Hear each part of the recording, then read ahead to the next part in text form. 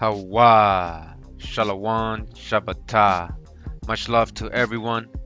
All praises to the Most High for this moment. What happened to our ancestors cannot be forgotten. The real story must be told. What happened on this land? It's been a long time since the invasion and conquest, which we are still under and subjected to. Much has happened to bring us to this moment, to this point. But the time has come for you to know the difference between foundational, factual, recorded truth over Alex Haley, African diaspora fairy tales. No disrespect to anyone. We're just talking about a real Holocaust, a real genocide, a real transatlantic slave trade. Let's let history speak for itself over personal feelings and personal agendas. I hope you enjoy and understand these next video parts. So we're still in the book Africans and Native Americans by Jack Forbes, and then he continues, says, thus the veil of evil descended upon the Caribbean, and many long years of rape and genocide commenced, as Todorov has stated. So Todorov. Alright, who's this guy right here? So he's going to talk about a quote that, or something he wrote in his book, about 80 million inhabitants in America and how they got extinct. So what I want to do is actually, let's go to the actual source. I got his book. All right, so this is the book. It's called The Conquest of America by Tsevetan Todorov. And go ahead and research him so you can see who he is, how many awards he had, and how, scholarly he is and how respected he is. All right, so he actually wrote, things that most people don't write when they're talking about the conquest, but he didn't censor himself, and he lets it all out in his book, a lot of the cruelties and what really was going on here, right? So we're going to page 133, and let me just zoom in. And he says, without going into detail and merely to give a general idea, even if we do not feel entirely justified in rounding off figures when it is a question of human lives, it will be recalled that in the 1500, the world population is approximately 400 million, of whom 80 million inhabit the Americas. By the middle of the 16th century, out of these 80 million, there remain 10. So 10 million. Or limiting ourselves to Mexico, on the eve of the conquest, its population is about 25 million. In 1600, it is 1 million. If the word genocide has ever been applied to a situation with some accuracy, this is here the case. So he's letting you know, if you really do the research and the study and you're talking about keeping track of genocides and holocausts, right? If you really did the research, if the word genocide has ever been applied to a situation with some accuracy, and we're talking about the conquest of the Americas, the invasion, Papal Bull 1452, this is here the case. It constitutes a record not only in relative terms, a destruction on the order of 90% or more, but also in absolute terms, since we are speaking of a population diminution estimated at 70 million human lives. 70 million estimated. None of the great massacres of the 20th century can be compared to this hecatomb. All right, none. Letting you know right now, doesn't matter how many people take this as offense, you can't compare what happened to the ancestors here in the Americas. Can't compare any massacre. We're talking about the so-called Jewish Holocaust, which those numbers are questioned by their own scholars, 6 million. We know there was newspapers. I'm sorry to say this, but we know there was newspapers in the 20s here in the Americas, in the 20s and 30s, already talking about 6 million people had died in Germany, a genocide. They were already using that number. Propaganda. They haven't found that number yet, the evidence for that number yet. Go research that. So again, nothing compares what's happening, in the Middle East, in Africa, Even though it's unfortunate what's happened in those places too, it doesn't compare. It doesn't compare, can't be compared to this hecatomb tomb. It will be understood how vain are the efforts made by certain authors to dissipate what has been called the black legend of Spain's responsibility for this genocide. All right, so we're in the book now called The Conquest of the New World, or American Holocaust, American by David E. Stannard. And this is a very well documented book regarding, the whole conquest and how it's, basically showing you the real Holocaust. When you're talking about Holocaust, that's happened over here. It's uncomparable. It's uncomparable to any other people in the world or any other time. All right. So this is the real Holocaust, American Holocaust. All right. And we go to page 62 in this book, and it begins here. It says, on the very day that Columbus finally set forth on his journey that would shake the world, the port of the city he sailed from was filled with ships that were deporting Jews from Spain. All right, so we're talking about other Hebrews, not just Jews, Hebrews. Then we got Sephardic Jews, all kinds of mixture. We're not just talking about, like Israelites, but it's more in general, a lot of different Hebrews, right? We know that there's different Hebrews, not just Israelites. All right. By the time the expulsion was complete, between 120,000 and 150,000 Jews had been driven from their homes, their valuables, often meager, having first been confiscated, and then they were cast out to sea. This was the world an ex-trader of African slaves, all right, an ex-trader, a slaver of African slaves named Christopher Columbus, and his shipmates left behind as they sailed from the city of Palos in August of 1492. All right, so another source telling us he was a trader of Africans. All right, another source. So this is the mentality. This is the person that's coming to discover your ancestors, supposedly, right? But he was coming to enslave them. He knew what was over here, and they sent their agent over here who was already enslaving people. He was good at it. It was a world racked by disease that killed in massive numbers, but importantly, that also tended to immunize survivors. So you hear that there in Europe, everybody was dying, it's chaos, war, expulsion of the Jews, disease, famine, all that stuff, right? They were about to bring all that with them over here. A world in which all but the wealthy often could not feed themselves, and in which the wealthy themselves hungered after gold. It was a world as well of cruel violence and certainly of holy truth. Little wonder then that the first report back from that Atlantic voyage, purportedly on the Orient, caused such sensations across the length and breadth of Europe. All right, so now we're in this book, very good book. Pretty excited to, have found this book and read it to you guys. And it's called Studies in History, Economics, and Public Law, edited by the Faculty of Political Science of Columbia University. And it says, Indian slavery in colonial times within the present limits of the United States. Indian slavery by Almond Wheeler Lauber, PhD, New York Columbia University, 1913. All right, so we're in chapter 2 of the book Indian Slavery in Colonial Times Within the Present Limits of the United States. And chapter 2 is Enslavement by the Spaniards. And it begins, in their attitude toward the Indians, the Spaniards simply applied the theory of their time regarding slavery. The taking of slaves was then considered part of any expedition of discovery or conquest. So it was a normal thing for the Spaniards to do. It was part of what they did when they so-called discovered something, right? Or when they went into conquest.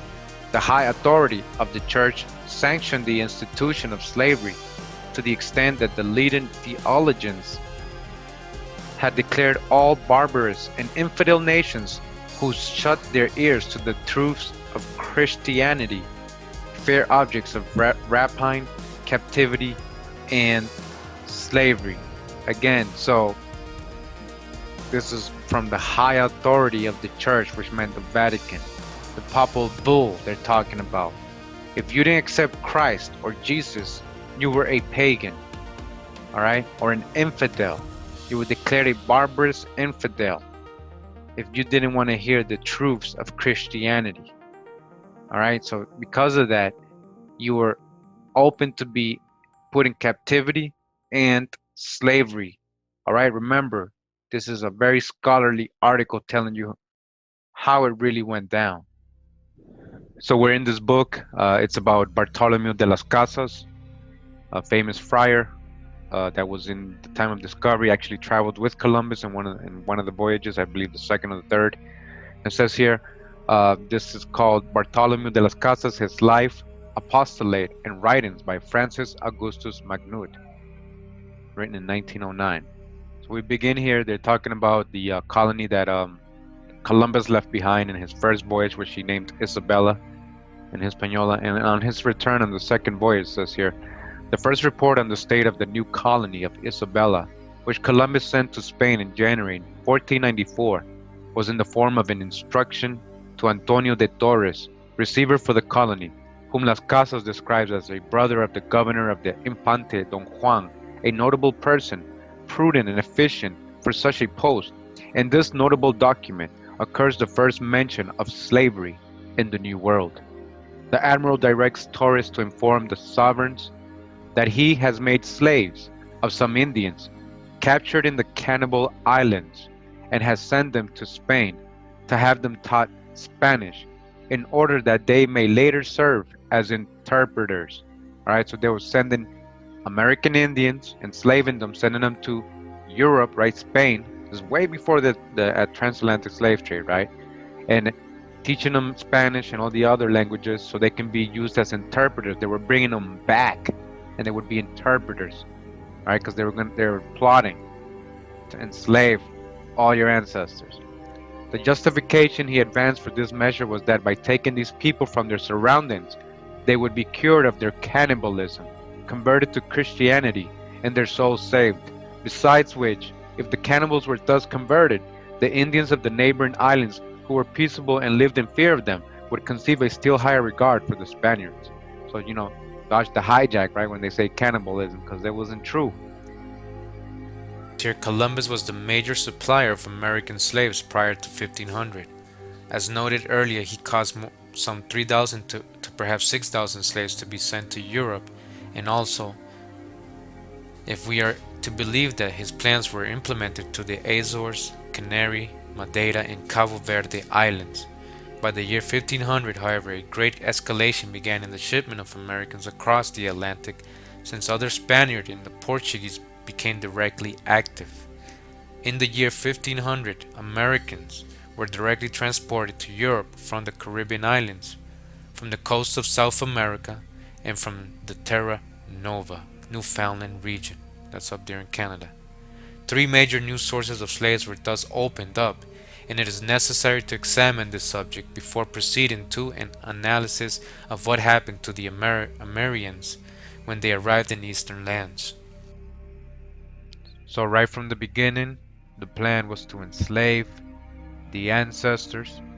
They were bringing them to all their colonies, wherever that was in the world, especially over to Europe, as it says here. This is way before the so-called transatlantic slave trade. Or did we just skip all this part of history? The Conquest of America by Todorov. And he says here, Columbus behaves as if a certain equilibrium were established between the two actions. The Spaniards give religion and take gold. But aside from the fact that the exchange is rather asymmetrical and does not necessarily benefit the other party, the implications of these two actions are contrary to each other. To propagate the faith presupposes that the Indians are considered his equals before God. But what if they are unwilling to give their wealth?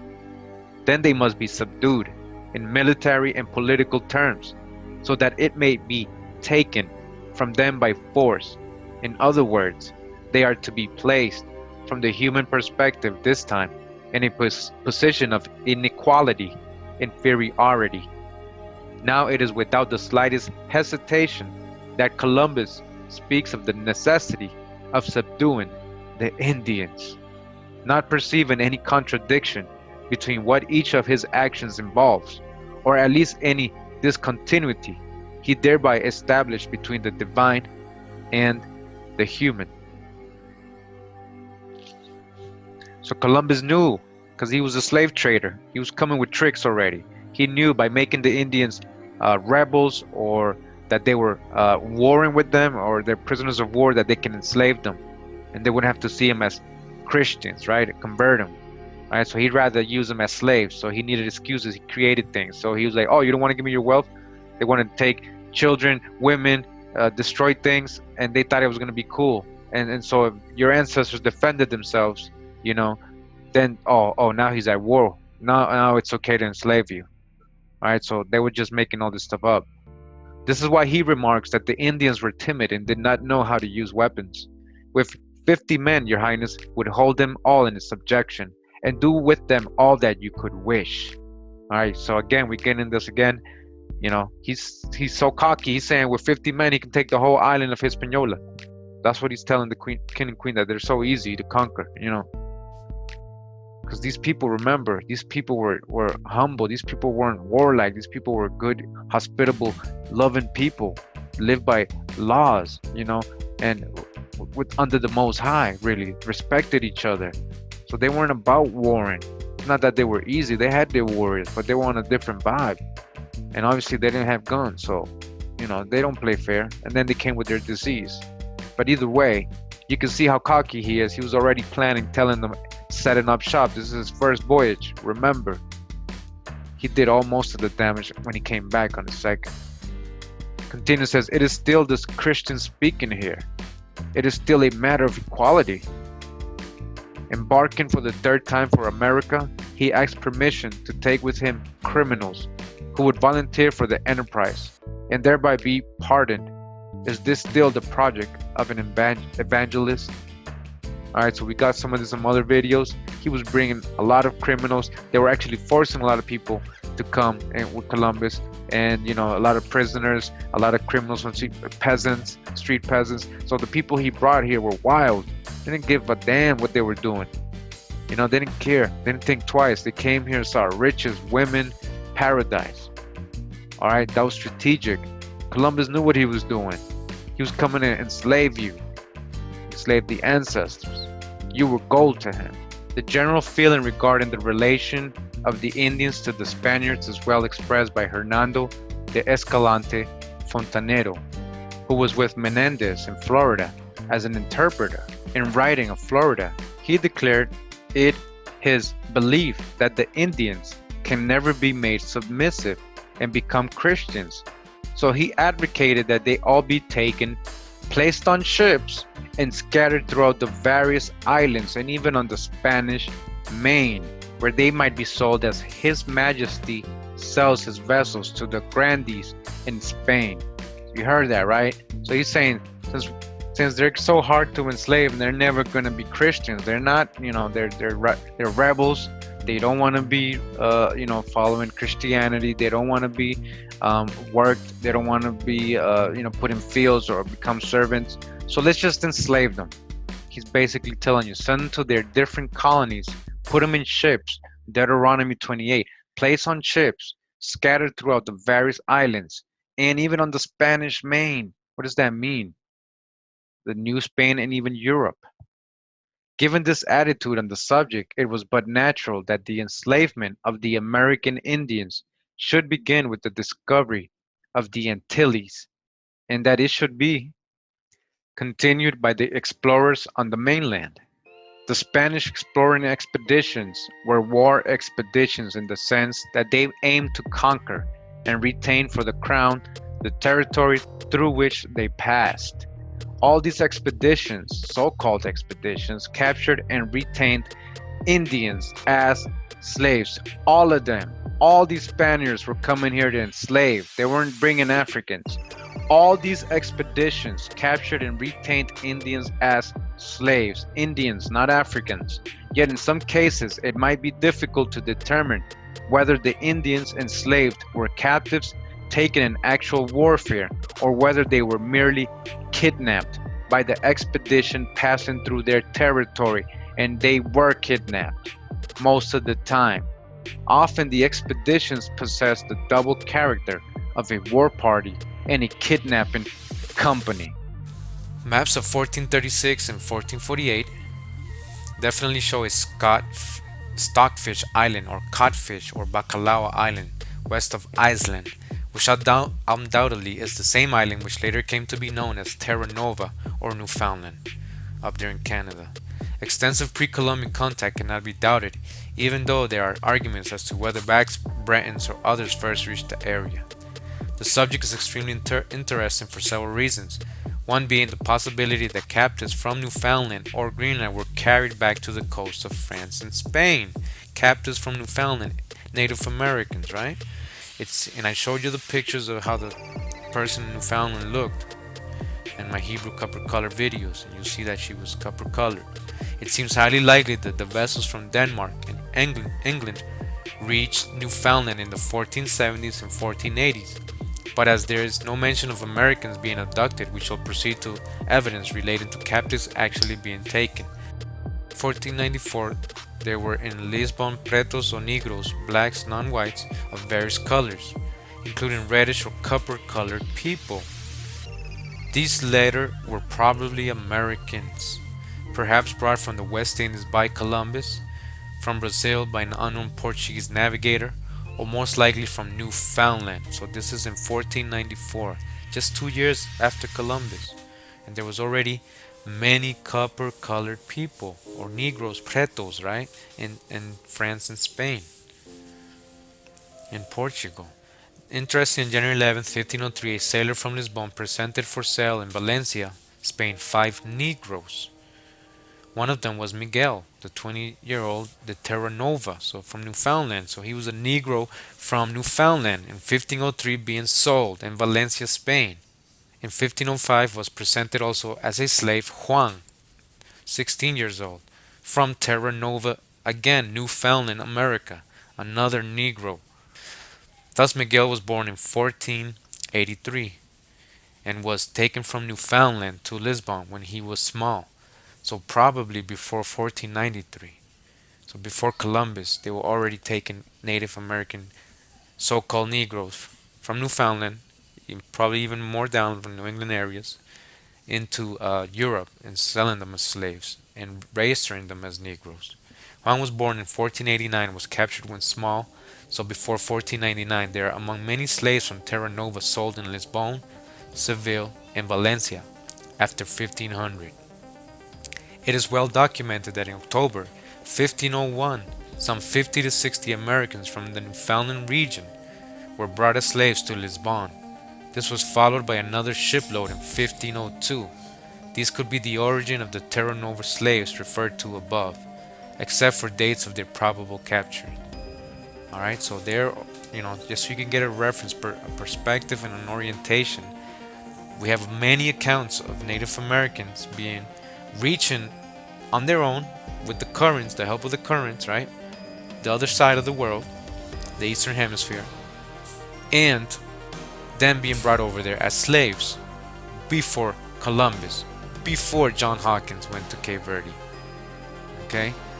So, it says, in any case, by the 1490s, Americans were appearing once again in European cities.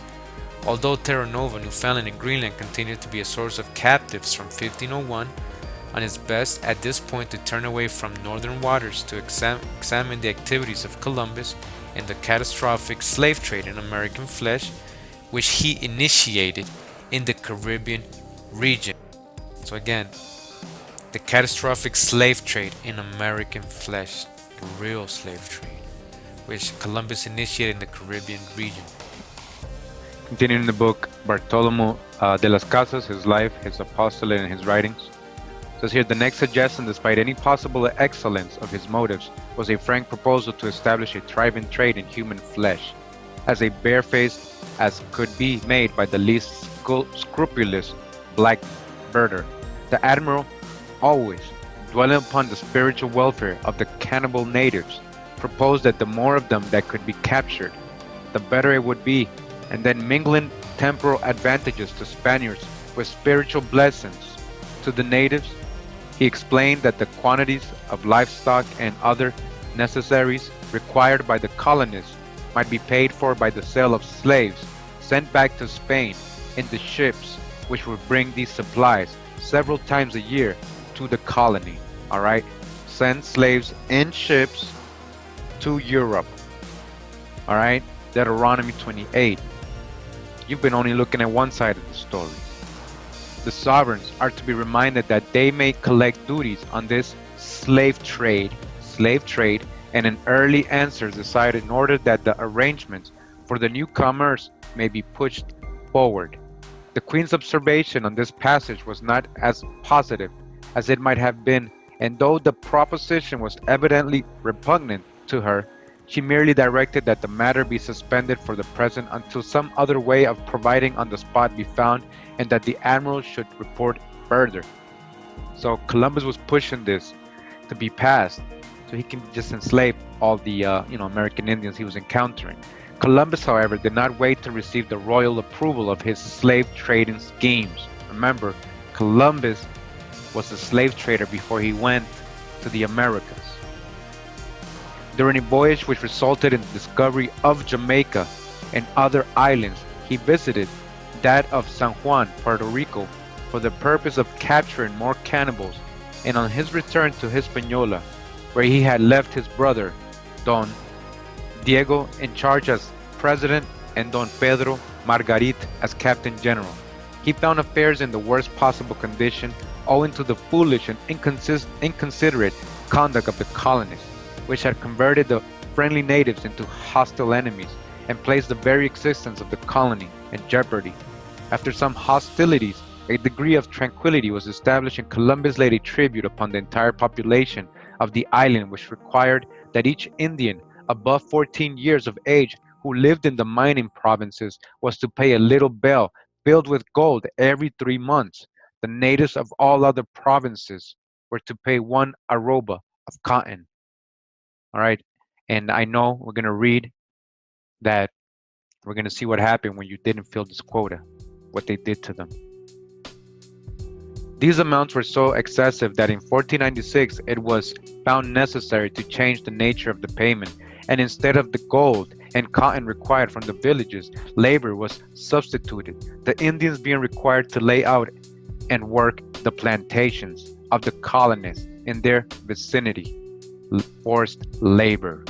This was the germ of the cruel, oppressive repartimientos and encomiendas. All right, again, this was just another way of saying, these contracts, these indentured servitude contracts that they put the Indians in, but eventually they never let them be free after it.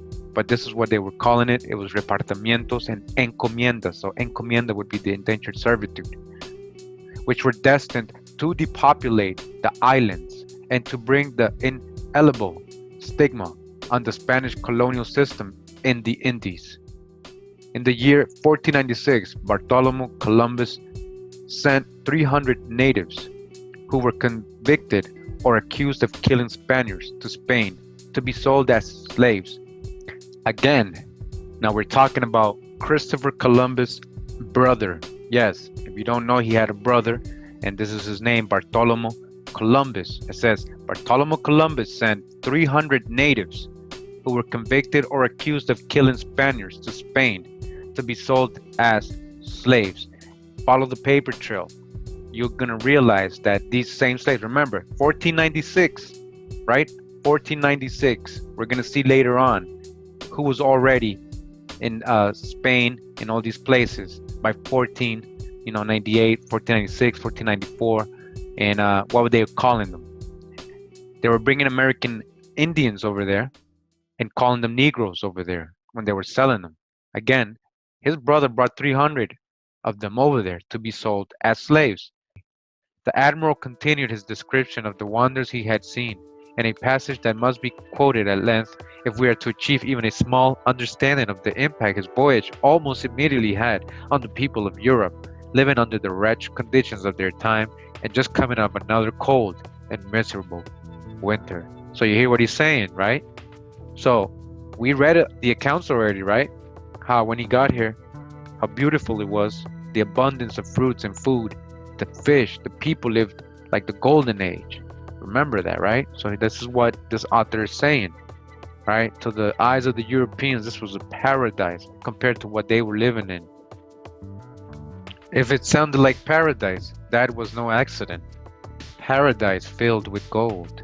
Before long, reports were circulating that Satan himself resided on one of those islands in the Caribbean Sea.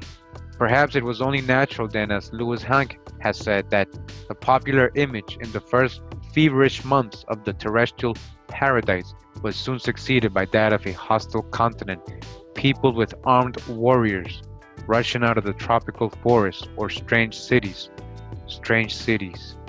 to resist the advance of the Spanish soldiers in the missionary efforts of their companion friars. So you hear that? So it went from being thought of as a paradise, a terrestrial paradise, Garden of Eden, the Hesperides, all the good stuff they were hearing and getting from there, and then they were flipping it and turning it, making it dark, right?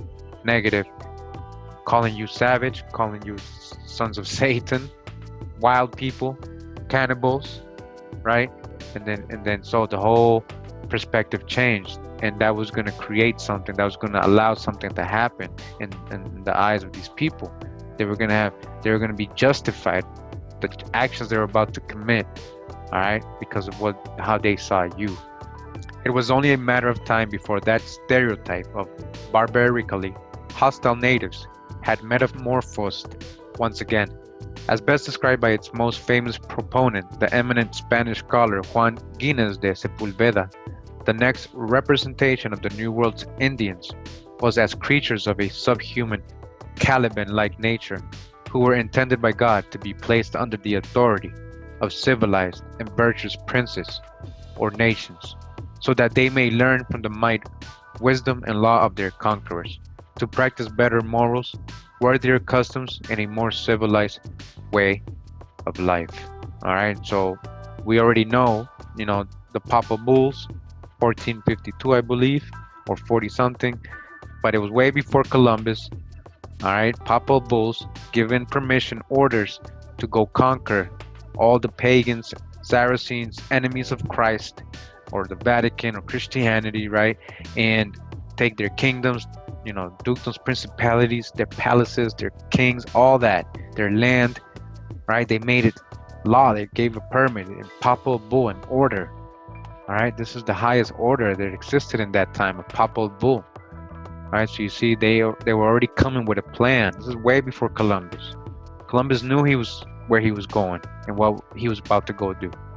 All right, that the visions of the ferocious Indians assailant or the inferior natural slave were fictions as much as the image of a prelapsarian American Eden had been, mattered not one bit to anyone. The myths were simply formed and reformed, shaped and reshaped, and made to do whatever work their propagators at any given moment wanted done. Numerous modern scholars have dissected and analyzed the effects of both biblical and classical myth on the minds of Europeans during this so-called age of discovery, but at least as strong as all the mixed-up imaginings of terrestrial heavens and Elysian fields, of lusty maidens and cannibalistic human beasts, was a fervent, in many cases a truly maniacal, European craving for a raw power and the wealth of gold and silver. All right, so I was all excuses, basically what he's saying, because they really just wanted power, wealth, gold, and silver. Among the clergy, meanwhile, there was the promise of God's favor should they successfully introduce the New World's pagan innocents. All right, there you go, pagans, papal bull, to the glory of his grace. It is not surprising then that in the very first sentence of his celebrated letter to the Spanish crown, Columbus says, "At the lands that he has found, and of them all I have taken possession for, their highness, by proclamation and with the royal standard displayed, and nobody objected." Consider the picture, standing alone with a few of his fellow officers in the white coral sand of a tiny island whose identification remains disputed to this day, an island discovered by Columbus despite the fact that it was well populated and had in fact been discovered by others thousands of years earlier. The admiral took possession of it and of all the people it contained, and nobody objected. Clearly, God was on the Spaniards' side. So it went from island to island, small and large, throughout the Caribbean. Wherever he went, Columbus planted a cross, making, as he said, the declarations that are required, and claiming ownership of the land for his royal patrons back in Spain. Despite the fact that Columbus noted in his own journal of the voyage that the people of these lands do not understand me nor I them, it seems to have been a particular satisfaction to him that never once did any of the onlooking Arawak-speaking islanders object to his repeated proclamations in Spanish that he was taking control of their lands away from them. Ludicrous though this scene may appear to us in retrospect, at the time it was a deadly serious ritual, similar in ways equally ludicrous and deadly to the other famous ritual the Spanish bestowed upon the non-speaking people of the Americas, the requerimiento. And I think they were talking about the beginnings of their, indentured servitude. And he's also saying how they had this, they were playing this game, they were doing their jargon and their legal ease early on. So they would go there and they'd do their little opening ceremony when they get to their land, like doing some kind of law ritual, declaring this is their land. Do you oppose it or whatever? They were like a court case, right? And since the Arawak didn't speak their language, they didn't know what the hell they never opposed. Of course they're not going to oppose. So they're like, oh, they're not opposing, so they're okay with us taking their land, and they made it official. They were playing these games, right? That's what he's saying. My desire, Columbus writes during the first voyage, was to pass by no single island without taking possession of it. On occasion, he even offers an island here and there to one of his companions. All right, you get this island. Hey, Pedro, you get that island. Hey, Fernando, you get that island.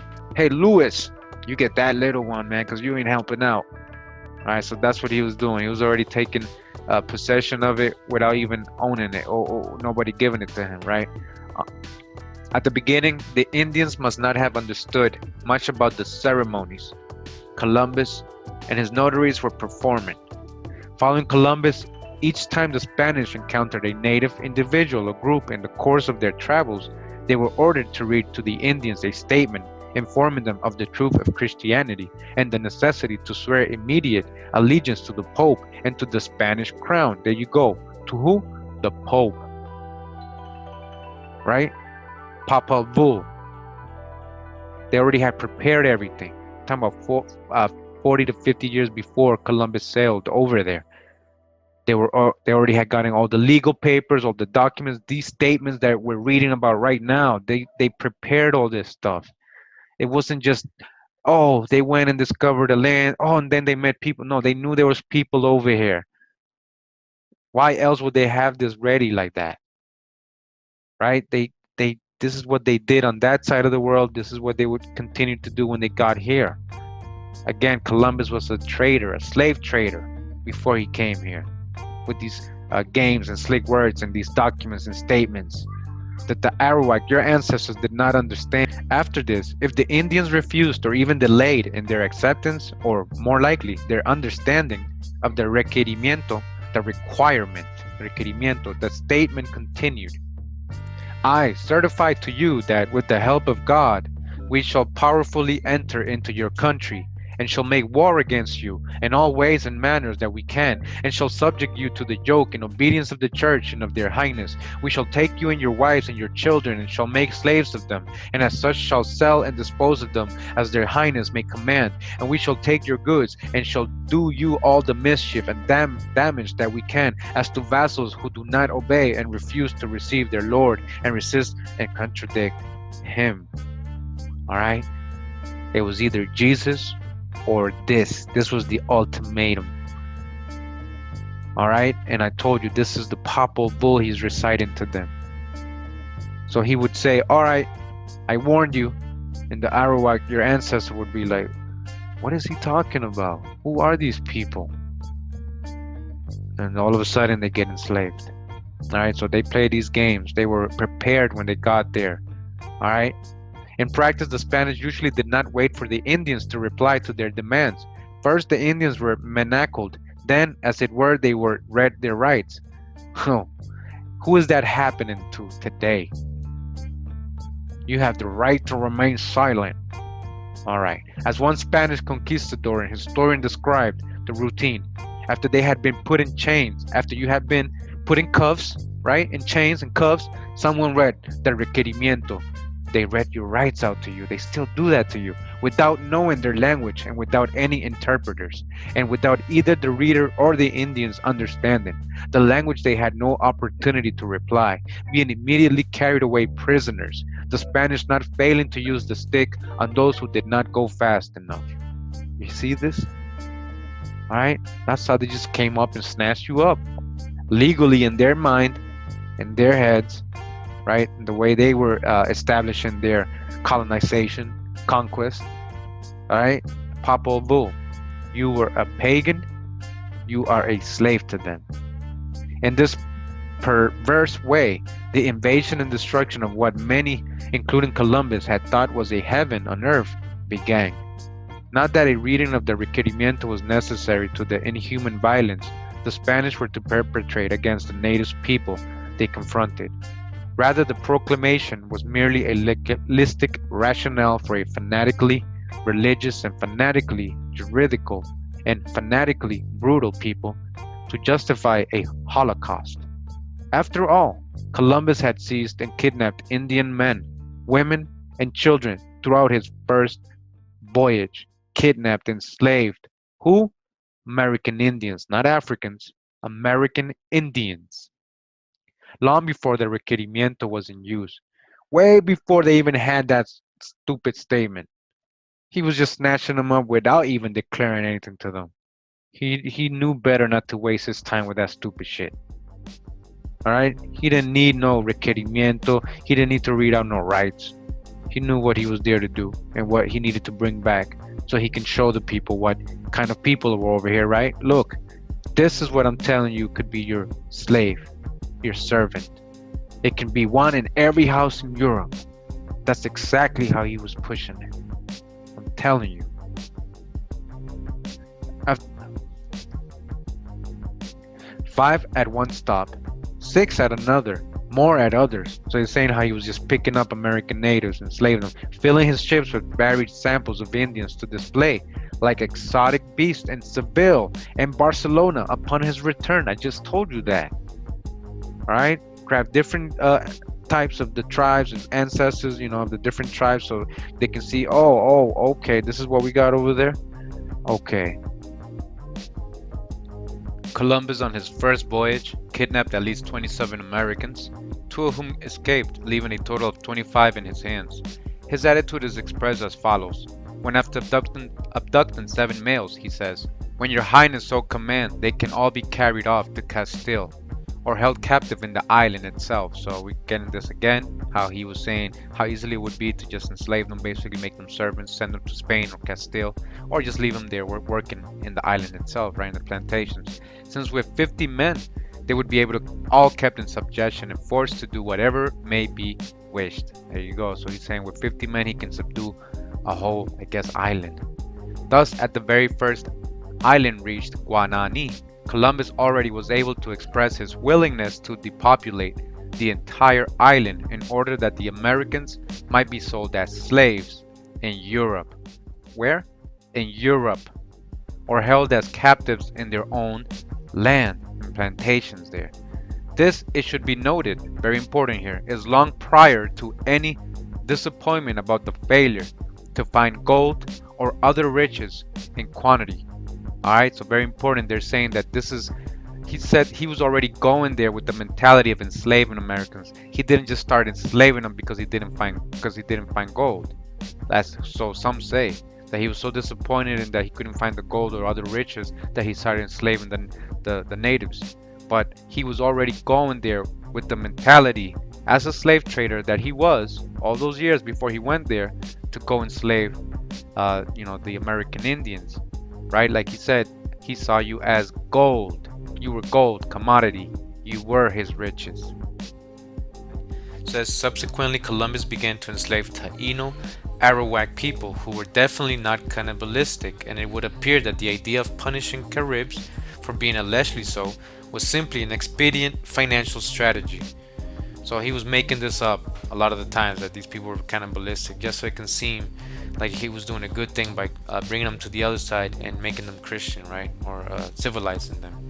Says the logic of these activities was well expressed by Las Casas, who noted that says thus Columbus, according to Las Casas, was determined to consume the entire population of Haiti by filling every ship with slaves to be sold in the Canary, Azores, and Cabo Verde Islands or wherever, and planned that these slaves would finance the conquest.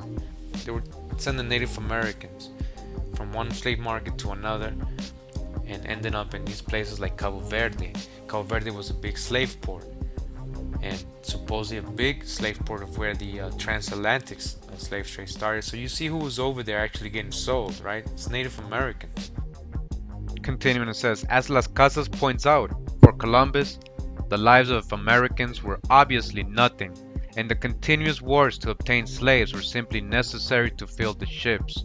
Columbus wrote to the monarchs that from Haiti, it is possible in the name of the Holy Trinity to send all the slaves which is possible to sell, of whom, if the information which I have is correct, they tell me that one can sell 4,000, and certainly the information seems authentic, because in Castile and Portugal and Aragon and Italy and Sicily and the islands of Portugal and Aragon and the Canaries, they utilize many slaves. And I believe that those from Guinea are not now enough. So they're saying that all those countries are in need of slaves, and it's a big market. That's what he's saying, and that they're basically running short on supply with the African slaves, the people from Guinea. They were already in short supply by Columbus' time, way before the so-called transatlantic slave trade. They were already short. All right, so you telling me they brought millions after, when we're telling you that they're taking American natives, all right, American natives over to that side, way before the so-called fairy tale that they tell us that they brought millions from over there. All right. In any case, there are these slaves and Brazil wood, which seem a life thing, profitable, and still gold. All right, so he's saying we got an abundant amount of resources here of slaves in the Americas and Brazil wood. You know, this is profitable, he's saying, and still gold, like gold. Thus, even as Columbus was loading 5 ships with slaves, he was proposing to sell 4,000 in various parts of the Mediterranean and along the coast of Africa. Where? Africa. Who's over there? Why you have Hebrew and Jewish and Israelite traits over there? Why is there relations when they do DNA tests? Just relations, not talking about ancestry, but relations. Because a lot of these people are American Indians or from the real true old world, which was America. Even before Columbus went over there, they were traveling back and forth. Alright? Columbus was also unconcerned that many Americans would die in the slave trade because, as he said, the blacks and the native Canary Islanders, when first enslaved, also had died in great numbers. For Columbus, the Americans were pieces, or cabezas de cabras. We got this before, right? And it did not matter if only 10% lived to reach the market, according to Las Casas, who incidentally possessed Columbus' diaries, letters, and notes. Alright, so Las Casas is a verifiable source. The shipment of Americans to Europe and Africa by Columbus and by other Spaniards. Again, the shipment of Americans to Europe and Africa, by Columbus, the other way around, reverse, flip the game on you, and by other Spaniards, was then not an accident, nor was it a result of armed resistance or alleged cannibalism. Those were all lies, you see? They're all lies. They were alleged cannibalism, alleged. It was a direct extension of the style of commercial slavery long practiced by the Genoese and Venetians in the Mediterranean and used by the Portuguese along the west coast of Africa. All right, so Columbus has connects with all those people. Greeks, Genoese, and Portuguese. He was a slave trader. He's been on ships since 14 years old. He was already doing this. This was his game. He was good at it. And that's why they really sent him first and allowed him to go. He knew already there was lands over here. Columbus' voyages, in a very real sense, were mere extensions of the old galley routes from Italy to North Africa and the Black Sea or the Portuguese routes along the African coast. Says, you know, what was the result? First, many thousands of Americans were shipped to Spain during Columbus' period of dominance in the Caribbean. It is difficult to calculate the exact number because many ships departed from Haiti without leaving any record of their cargo, but we may be sure that they did not leave empty on the very first voyage. Although Columbus only carried 25, it is likely that Martin Alonso Pinzon, who sailed to Galicia and then to Palos separately, may have carried more. It is possible that Pinzon actually landed in the first Americans in Spain a few days before Columbus arrived in Lisbon. In any case, at least 3,000 Americans are known to have been shipped to Europe between 1493 and 1501, with the likely total being possibly double that. Most were sent to Seville area, where they seemed to show up in the slave markets as Negroes, without a place of origin being mentioned. Others were probably sold in the Azores and other islands, right? Cape Verde, partly to avoid the wrath of Queen Isabel, who on occasion expressed hostility towards the dividing up of her vessels without her prior permission. The arrival of American slaves in Spain and Portugal. We're in the book Africans and Native Americans by Jack Forbes. And says here, it will perhaps be surprising to some readers to learn that the greatest degree of intensive contact between Americans and Africans did not occur initially in either the Americas or Africa, but rather in European cities such as Lisbon, Seville, and Valencia. All right, so you hear what he's saying, that Africans and Americans mostly encountered each other in Europe, and that's because they were bringing American Indians as slaves to Europe as well as Africans as well, and there was already Africans living there for hundreds and thousands of years in Europe. This contact has not heretofore been studied for a variety of reasons, one of the principal ones being the myth that the enslavement of Americans was a temporary phenomenon. Another reason, equally mythical, is the notion that in modern times slavery and Negro slavery were virtually synonymous concepts. You heard that?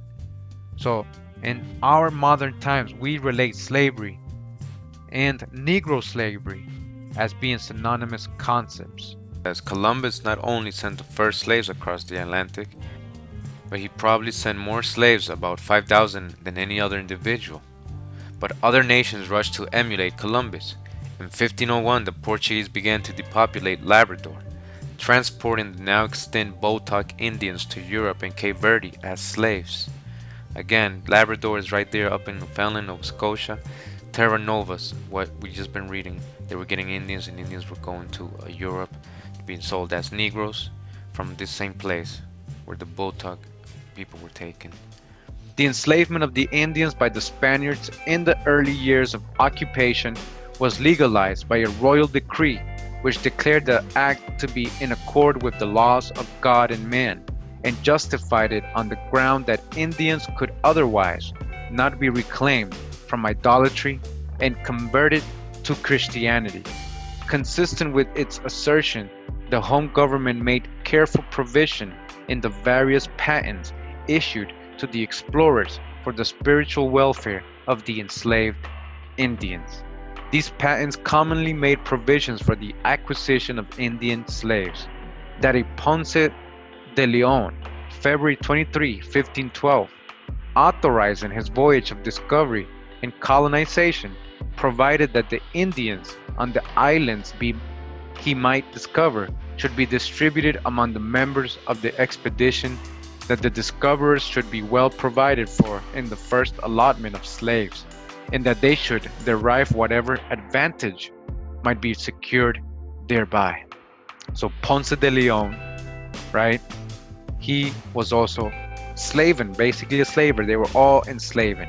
all these Spaniards, all these early colonists, they were all enslaving American Indians. The cedula issued to Lucas Vasquez de Leon, this is very important, in 1523 authorized him to purchase prisoners of war held as slaves. Lucas Vasquez de Leon, remember that name, by the natives, to employ them on his farms and export them as he saw fit, without the payment of any duty whatever upon them. Formal apportionment of the natives was expressly forbidden. In the patent to Soto, also it was required that he should carry with him the religious and priest who shall be appointed by us for the instruction of the natives of that province in our holy Catholic faith. The idea of Christianizing the natives was applied to both free and slave Indians. The taking of captives by force and then Christianizing them was the continuation of what was known as the exercise of a just and pious doctrine against pagans and heathens. Alright, that's how they saw you. A doctrine common to other nations as well as to Spain. The patent of Ponce de Leon, however, made no provisions for Christianizing the Indians. So his didn't care if they Christianized. They were just worried about them getting enslaved.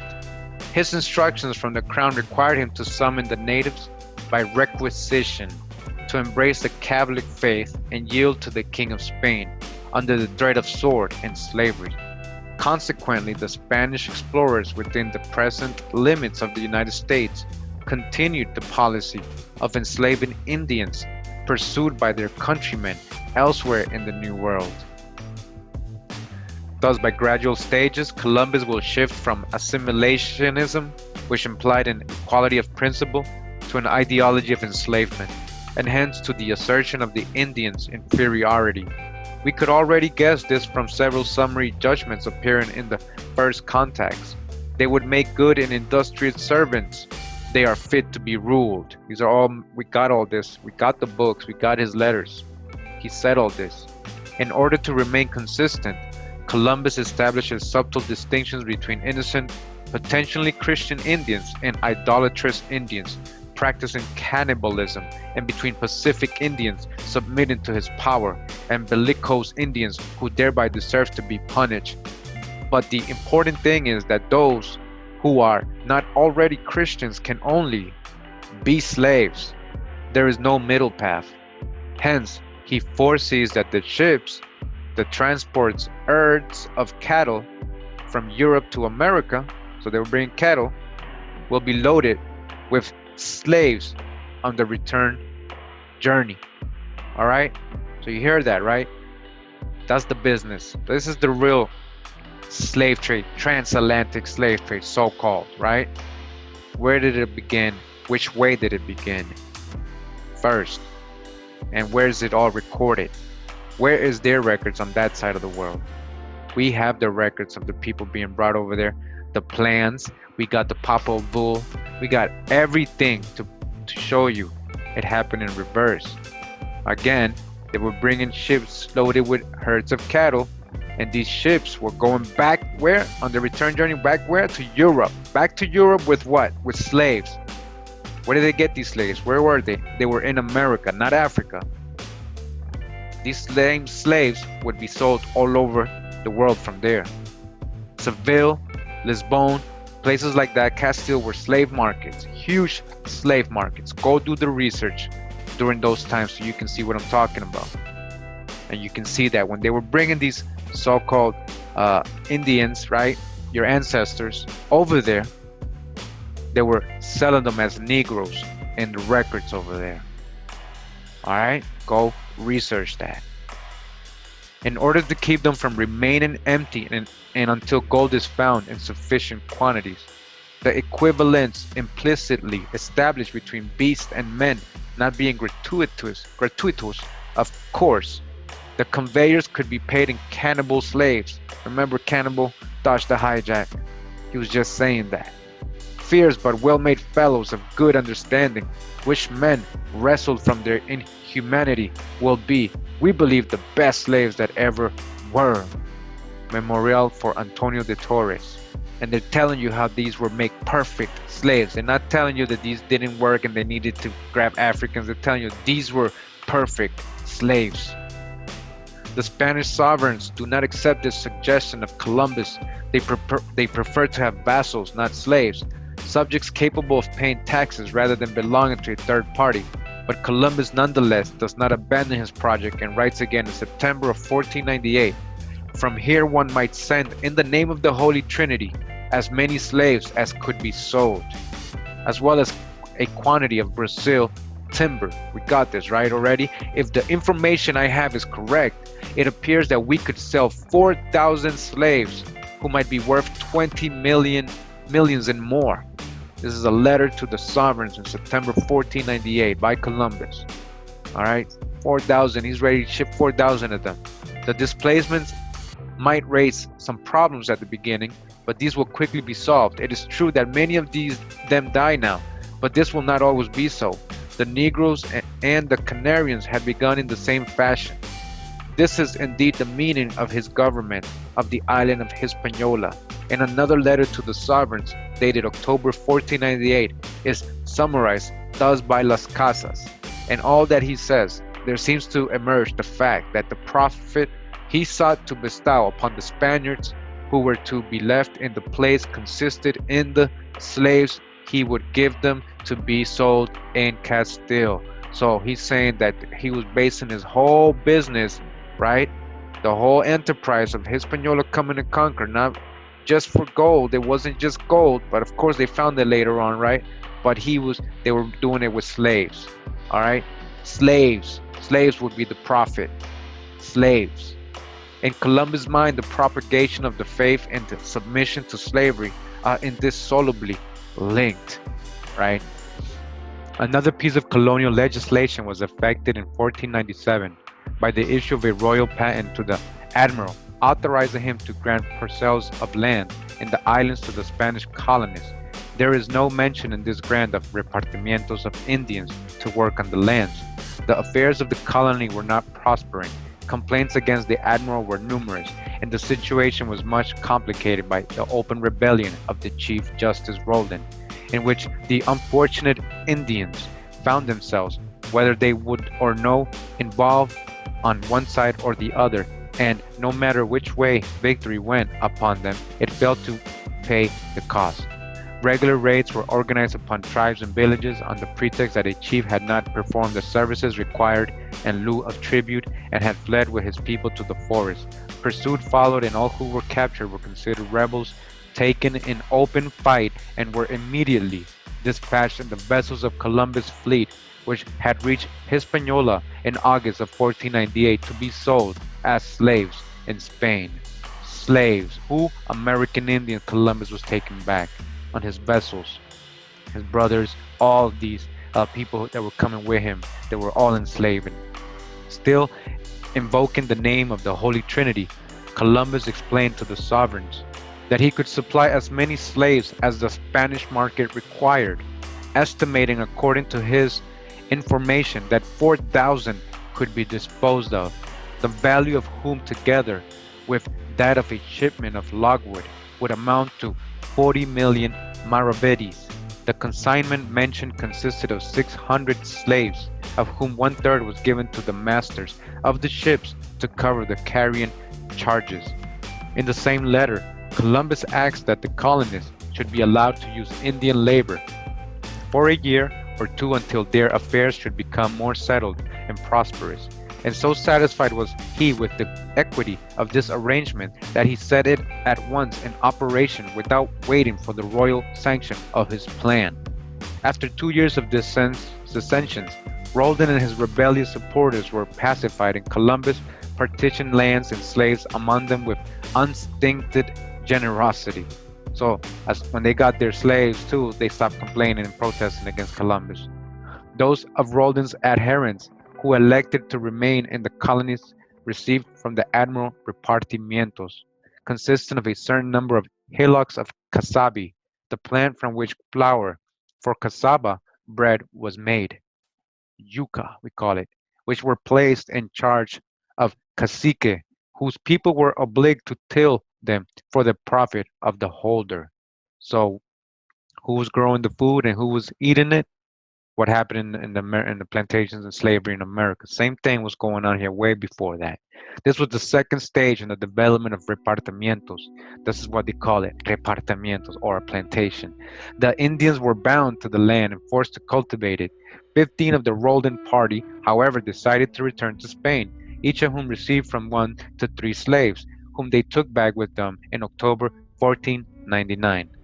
The Queen's proclamation issued at Seville, Granada, and elsewhere, ordering all holders of slaves given them by Columbus to return them forthwith to Hispaniola under pain of death, distinguished, however, between such and the others who had been taken as prisoners of war and sold into slavery. So, see, even though she said, okay, you guys got to give it back, right? She was just playing politics. It was all political. They just wanted the public eye to see, like, oh, the queen was against slavery. Oh my God, she made Columbus send them back. But they were still capturing people supposedly as prisoners of war, and they were lying. They weren't prisoners of war. They weren't rebelling. They were just capturing them, and so that made it legal or okay. The distinction is a fine one and points to the conclusion that even Queen Isabella admitted that some Indians might for defined causes be enslaved and that her assent was based upon some pronouncement of the canonists and theologians to whom she had submitted the question. But there is nothing to show that the slaves given to Roldan's followers were captured in any different way from the others. You hear that, right? This inconsistency, which so sadly weakens the noble character of the royal proclamation and detracts from the merits of the Queen as an enemy of slavery, could hardly have proceeded from her own inclinations, but was rather the outcome of some casuistry that constrained her action without convincing her judgment. The Queen doubtless saw with pain and disappointment that owing to the Admiral's measures and proposals, which were in surprising contradiction with the lofty and pious principles he professed, her own Catholic aspirations for the speedy conversion of the Indians and the pacific extension of Spanish rule were being thwarted. On at least one occasion, Columbus sent a raiding party ashore to capture some women with their children to keep his growing excess of captured natives, males, company, because he wrote in his journal, his past experience in abducting African slaves had taught him that the Indian man would behave better in Spain with women of their country than without them. You see you hear this, right?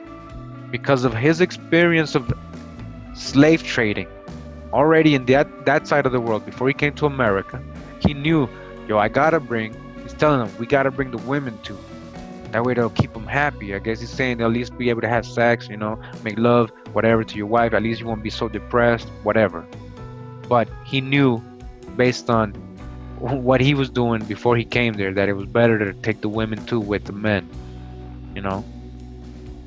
On this date, he also records the vignette of the husband of one of these women and father of 3 children, a boy and 2 girls, who followed his captured family onto Columbus' ship and said that if they had to go, he wished to come with them, and begged me hard, and they all now remain consoled with him.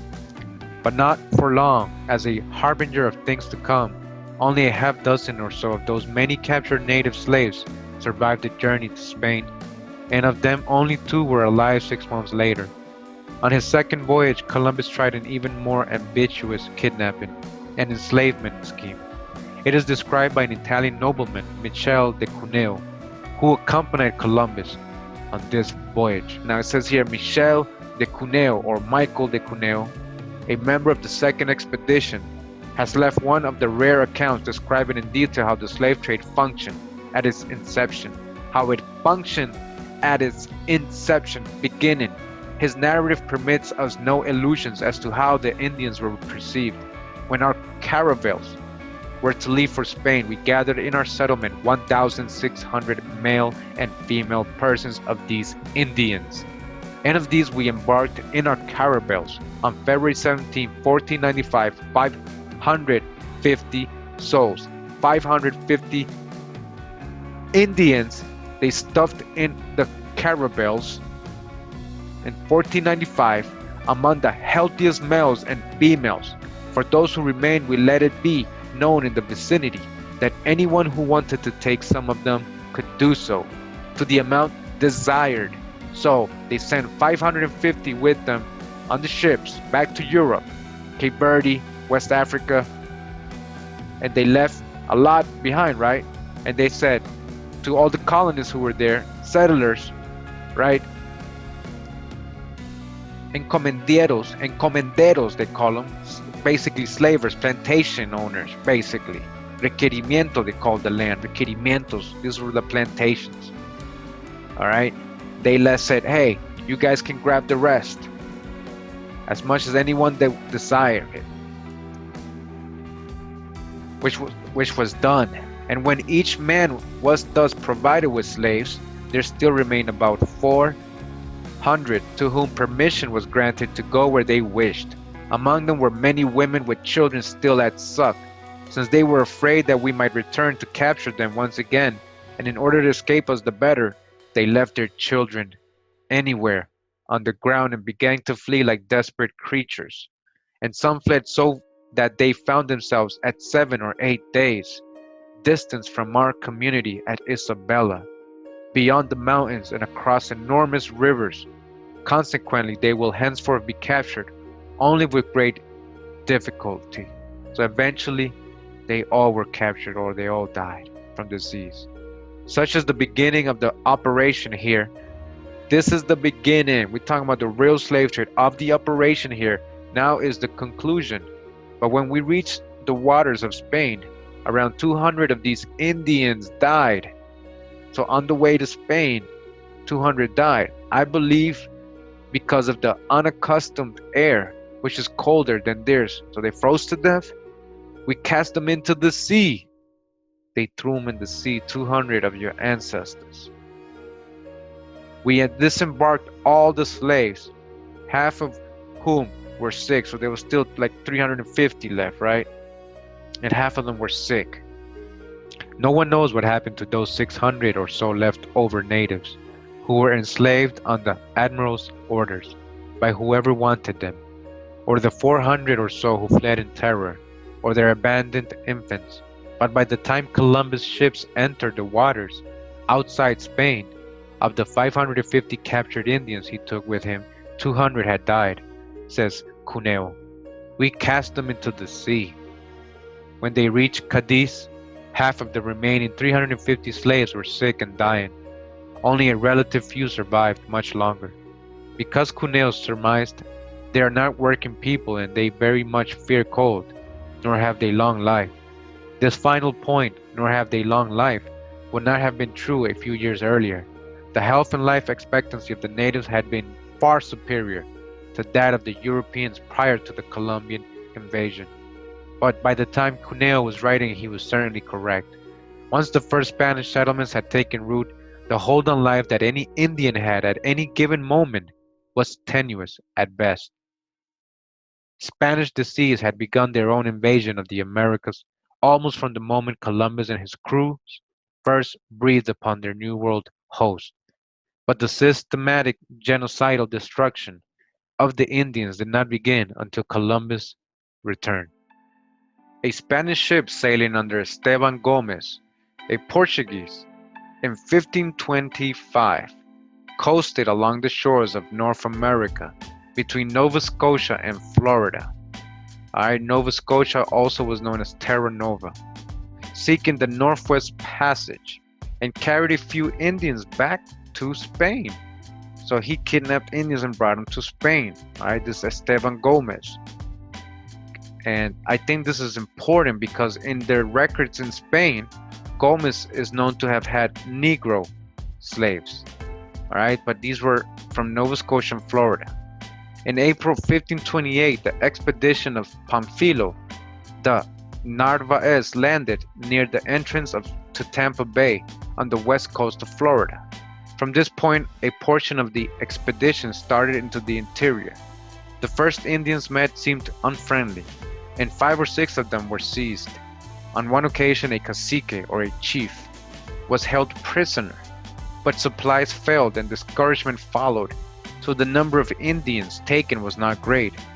In 1538, also, an expedition sent out by Hernando de Soto brought 2 natives from Florida, to Cuba, where they were held to learn the Spanish language in order that they might act as guides and interpreters for the expedition of the following year. Alright, so they would use these same Indians as interpreters. They would take them all the way to Europe, teach them their ways, their culture, their Spanish, their language, hijack their religion, right? And then they would use these same Indians to come back and be the interpreters so they can enslave more of your ancestors. In 1539, Soto himself landed in the Bay of Espiritu Santo in Florida for the purpose of conquest. He had served under Pizarro in Peru, and his methods were those learned from his master. So remember, Hernando or Fernando de Soto, right? He was under Pizarro when they conquered the Inca, and Pizarro was ruthless, cruel. So de Soto learned from his master, it says here. To ensure success, all opposition must be overcome. So with the expedition were taken bloodhounds, chains, and iron collars for the catching of holding of Indian slaves. Again, chains and iron collars. Iron collars for who? For Indian slaves, not Africans. The Spanish were not enslaving Africans. They were enslaving American Indians. I can't emphasize this enough. You know, perspective, orientation, the true slave trade. In reverse, the expedition was military in nature. Hence, it was natural that force and conquest should precede conciliation. There is no doubt that one of the purposes of Soto was to capture Indian slaves. He had chosen as his lieutenant a rich resident of the town of Trinidad in Cuba, Vasco Porcayo de Figueroa, who had come to Florida with the object of obtaining Indian slaves for his estates. All right, so remember, De Soto came in with 600 soldiers. All right, 600 soldiers. This included Moranos, Moriscos, black conquistadors too, not just Spanish white-looking Europeans. But slaves were not easily obtainable near the coast, so Porcalo returned home shortly after. Soto himself was a slave owner. Among his possessions in Cuba were Indian slaves, whom he employed as herdsmen and in getting gold. In some cases, the Indian chiefs through whose territories Soto and his men were passing furnished slaves. All right, everywhere they were passing, De Soto and his 600 men through their expedition in North America, all the way to the Mississippi from Florida. At other times, they both men and women were taken by force. Narrators relate the capture and distribution of such women in groups of 100 to 300 American Indian women enslaved. Among the captives were a queen and a cacique. Even when there is no question of slavery, Columbus' behavior implies that he does not grant the Indians the right to have their own will, that he judges them in short as living objects. It is such that in his naturalist enthusiasm, he always wants to take specimens of all kinds back to Spain: trees, birds, animals, and Indians. The notion of asking their opinion is foreign to him. He says that he would capture some half-dozen Indians in order to take them with him, but he says that he could not catch them because they had all left before nightfall. But the following day, Tuesday, August 8th, 12 men came in a canoe to the caravel. All were taken and brought to the admiral's ships, and he selected 6 and sent the 6 others back to land. Las Casas, that's from the Casas history. The figure is set in advance, a half dozen. The individuals do not count, but they are counted. On another occasion, he wants women, not for lustful purposes, but in order to have a sampling of everything. I have sent men to a house on the west bank of the river.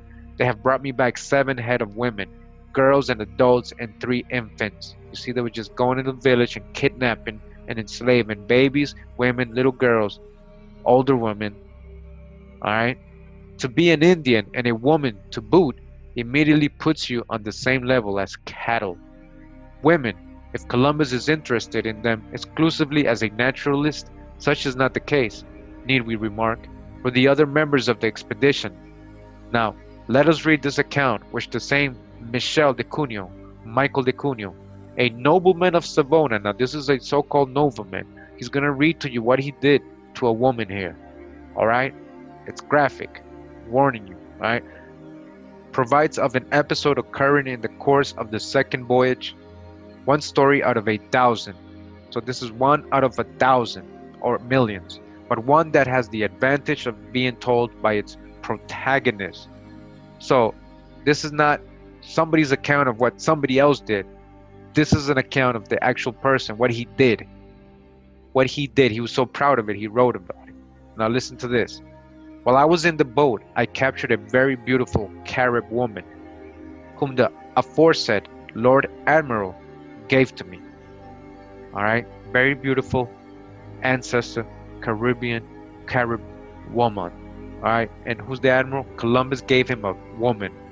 All right, Columbus, and with whom, having brought her into my cabin, and she being naked as their custom, I conceived a desire to take my pleasure. All right, so what does he want? He wants to have sex with her. I wanted to put my desire to execution. He wanted to rape her, but she was unwilling for me to do so, and treated me with her nails in such wise that I would have preferred never to have begun. So she started defending herself, and he's scratching him, beating his ass, fighting for her. She ain't trying to get raped. All right, and he basically saying, I wish she never did that, and I wish I never had, got into this. But seeing this, in order to tell you the whole, even to the end, I took a rope end and trashed her well.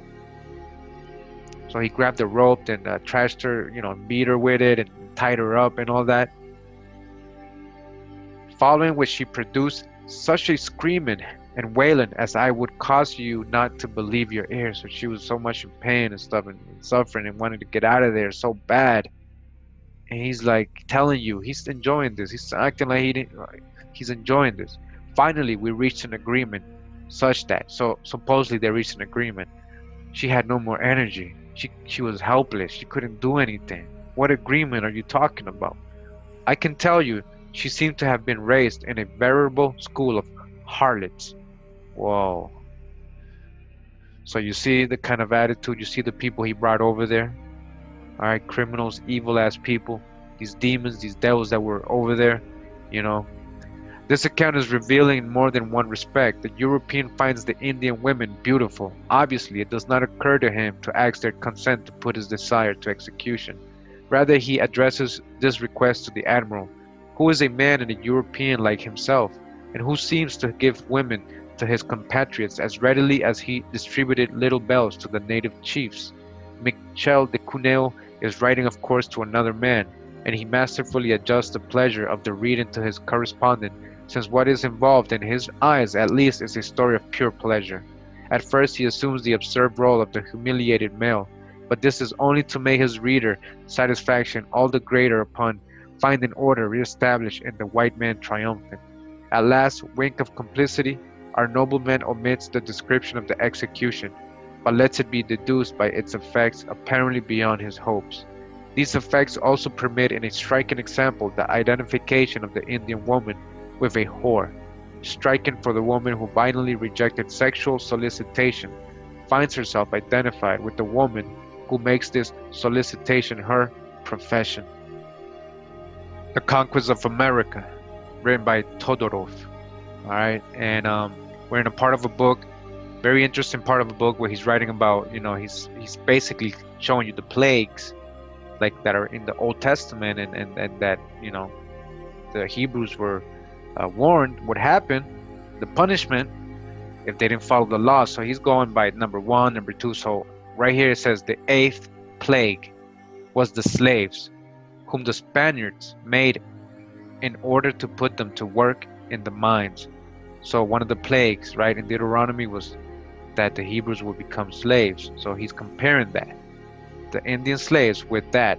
He's saying the eighth plague was the slaves, whom the Spaniards made in order to put them to work in the mines. At first, those who were already slaves of the Aztecs were taken, then those who had given evidence of insubordination, finally all those who could be caught.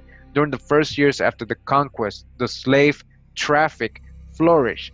Again, during the first years after the conquest, not discovery, conquest, the slave traffic flourished. Papal bull. Grab all these pagans, these enemies of Christ, and make them perpetual servants. They made it a law, an edict, a papal bull. You have to follow it. They had permission, they had the laws, everything backing them up.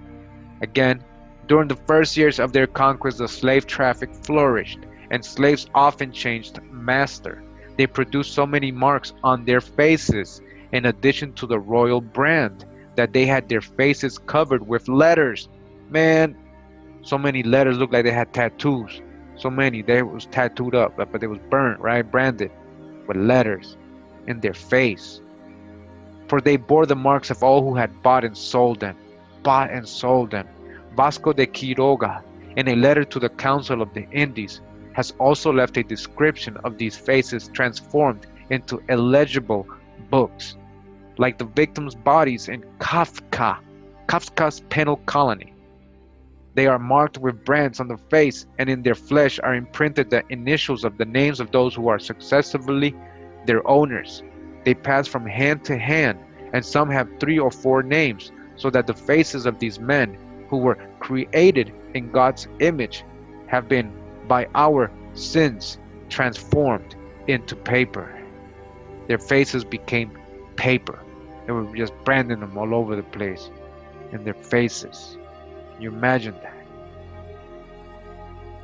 In the book again, The Conquest of America by Todorov. And again, we're in that part of the book where he's talking about the plagues, how he's comparing them to what happened to the Indians, the plagues of the Bible, or Old Testament, or the punishments of God, as he was describing.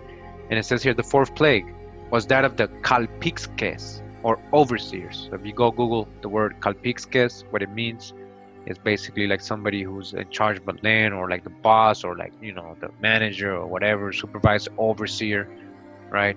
And the Negroes. Both served as intermediaries between the colonists and the bulk of the population.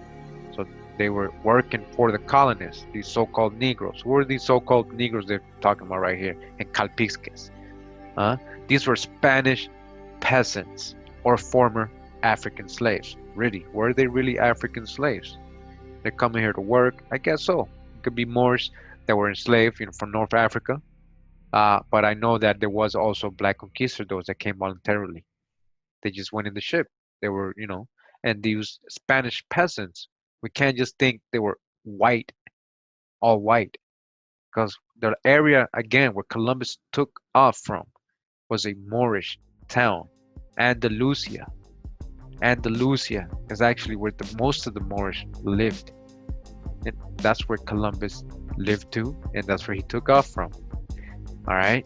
So these were Spanish peasants again, or former African slaves. Because I do not wish to disclose their defects, I shall keep silent about what I think, and only say that they make themselves feared and insist upon service as if they were the absolute and natural masters.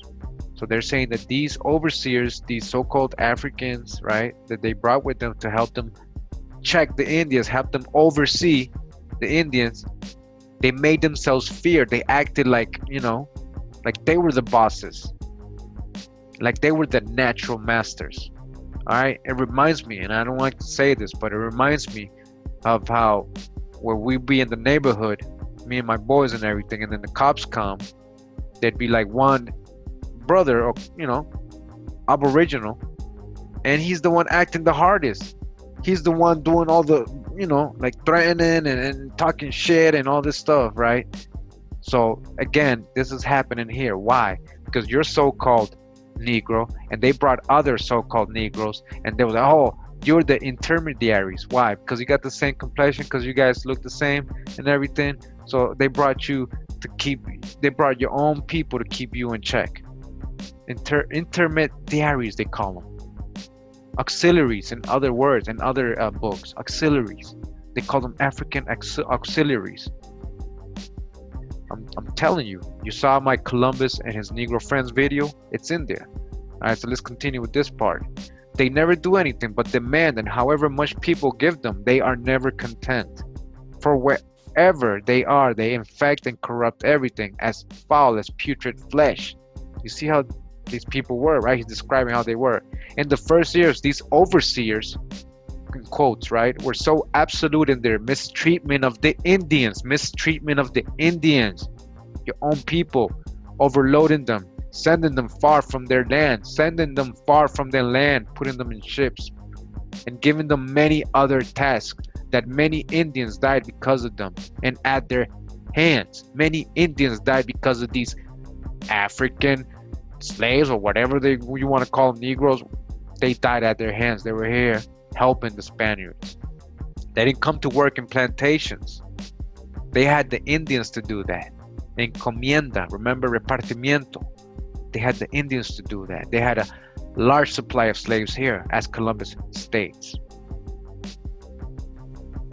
Again, back Africans and Native Americans by Jack Forbes. And it says here, slaves from Terra Nova show up in the slave markets of Seville and Valencia very soon after 1500. In Valencia during the period of 1516, we find in 1503 Miguel, age 20, and Mani, age 10. In 1505, Juan, who was 16, and Pedro, who was 16. In 1507, Antonio, who's 8, and Juan Amarco, 18. In 1515, Ali, now Melchor, 20. In 1516, Catalina. These 8 slaves were, with one exception, all obtained from Portuguese sources. They were all classified as Negroes, with the exception of Juan and Pedro, called simply slaves. So most likely they were all the same kind of people. And again, Terra Nova, that's Newfoundland, Nova Scotia. All right. In Seville, Spain, between 1510 and 1515, some 13 Terra Nova slaves were raised, stirred and sold, and that's Newfoundland. 2 of these slaves were categorized as Negro, 1 of Loro, and 10 as slaves only. So you see, they keep telling us they were copper colored, right? Interestingly, between 1548 and 1560, some 20 slaves from Terra Nova appeared in Peru, out of 256 who can be identified geographically in the records. Between 1560 and 1650, about 143 slaves from Terra Nova showed up in Peru, coming by way of Iberia, probably. An additional 11 were classified as bozales. So you hear what they're saying, what they just said right there? They said from 1560 to 1650, about 143 slaves from Terra Nova. Says so these 143 slaves from Newfoundland, America, Newfoundland, Terra Nova, showed up in Peru, coming by way of Iberia, probably. So you see what I'm trying to say is that they were bringing Native Americans, right? They bring all the way to Europe, all the way to Cape Verde, right, to the slave port, and then back into South America, in this case, into Peru. So these were American Indians they were bringing over, right, to Peru. First, although the Portuguese referred to Brazil as the Terra Nova, the new land, in 1500s, thereafter they virtually always used Terra Nova for Newfoundland. Documents relating to Terra Nova were found in the Torre do Tomo in Portugal, and Terra Nova is used repeatedly by Portuguese sources of the 16th century for Newfoundland or Cape Breton. For the Spanish, Terra Nova was used consistently for Newfoundland. Early maps used by the Spanish, such as the Oliveiriana, the Pesaro chart 1503, and the Ruiz map in 1508, located Terra Nova at Newfoundland.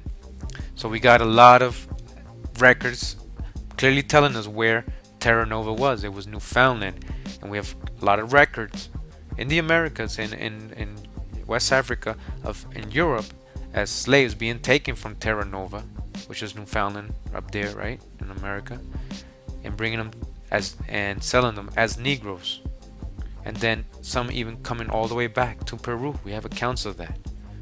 All right, they were Native Americans going in a circle here. And again, it says here, the Tabios people from Terra Nova, being often described as sooty or dark colored, right? Dark, Negro, might well be regarded sometimes as Negroes rather than as Indios. This will be discussed in later chapters. So they're telling us that the Tabios are copper colored Native Americans, and they were being taken to Europe and over there listed as Negroes and sold.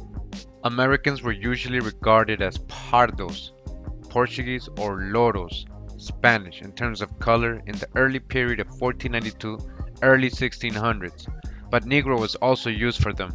So again, just loros was a word that the Spanish used to describe the complexion of the Indians a lot in all these Spanish books, and it meant dark skin, tawny, brown, copper colored. It meant so-called Negro, basically Moreno. The Terra Nova slave trade helps to explain the early depopulation of Newfoundland and the ease of the subsequent extinction of the American native inhabitants by the English. When Tigux was conquered and plundered, March 1541, Coronado imprisoned and made servants of all the people, 150 men, women, and children who were in it.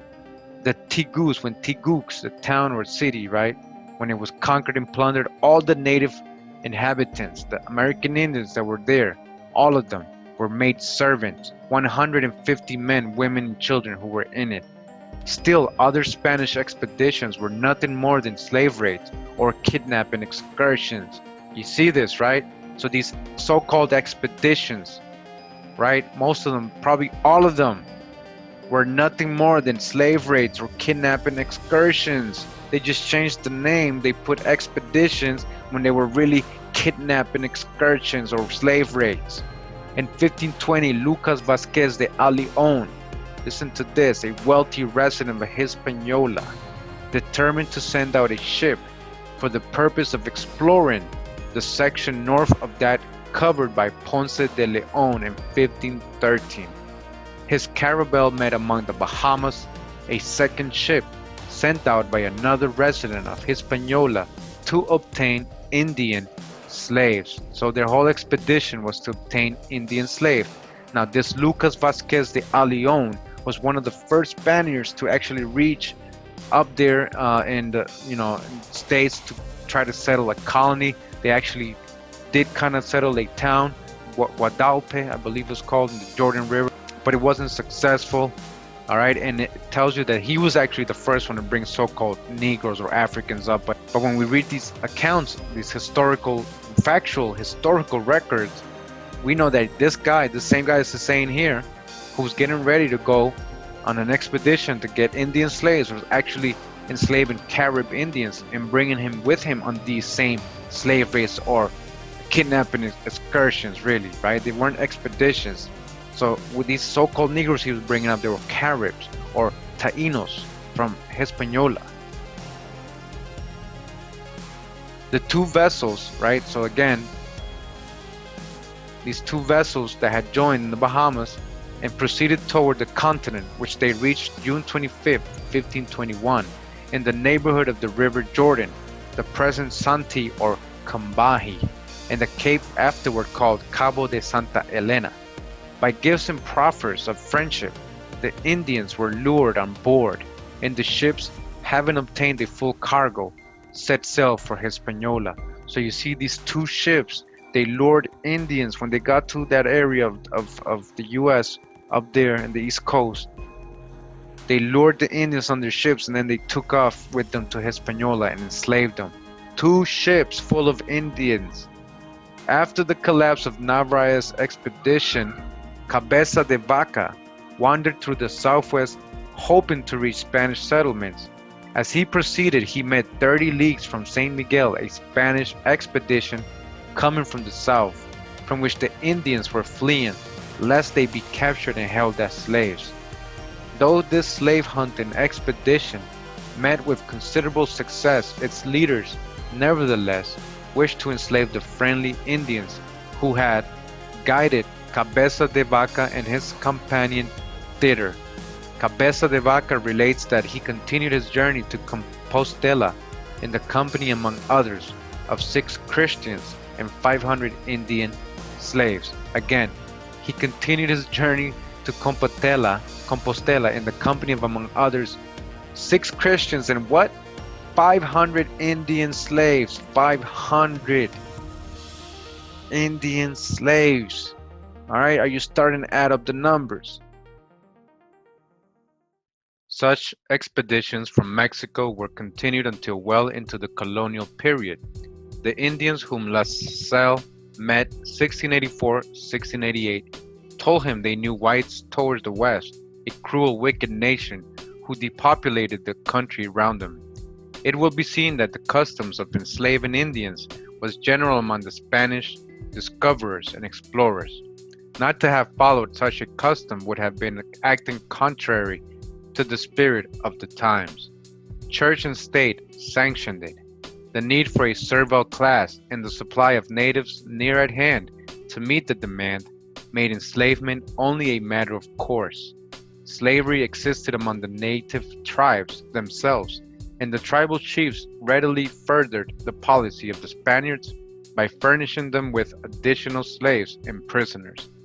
Consequently, when the action of the Spaniards is viewed from the moral standpoint of the time, no condemnation can be attached to their practice of enslaving the aborigines. Some of the Indians used by the Spanish explorers were obtained from the Indian tribes through purchase or trade.